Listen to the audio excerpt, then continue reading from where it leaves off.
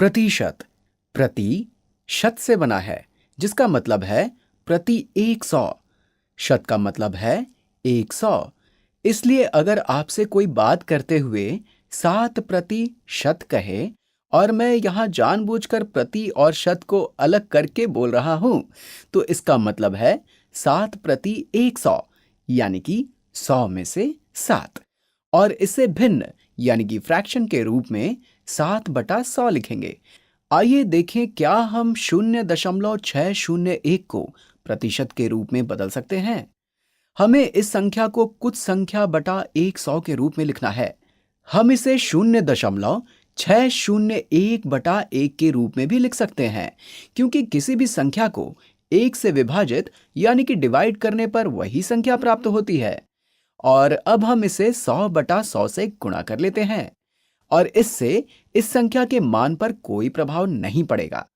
100/100 केवल 1 के समान है, लेकिन हम इसे ऐसे भिन्न के रूप में लिख सकते हैं जिसका हर यानी कि डिनोमिनेटर 100 है। तो हर को गुणा करने पर 1 गुणा 100 हुए 100, और 0.601 को 100 से गुणा करने पर क्या आएगा? हम जितनी बार दशमलव संख्या को 10 से गुणा करेंगे, उतनी बार दशमलव यानी कि डेसिमल एक स्थान दाईं ओर खिसक जाएगा।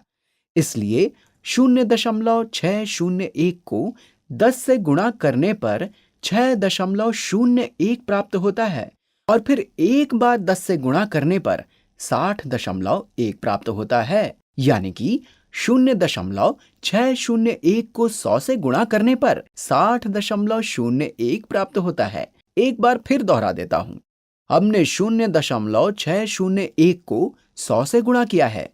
एक बार 10 से गुणा करने पर दशमलव एक स्थान दाईं ओर खिसक जाएगा, और दोबारा 10 से गुणा करने पर दशमलव फिर से एक स्थान दाईं ओर खिसक जाएगा। यानी कि 2 बार 10 से गुणा करना 100 से गुणा करने के समान है।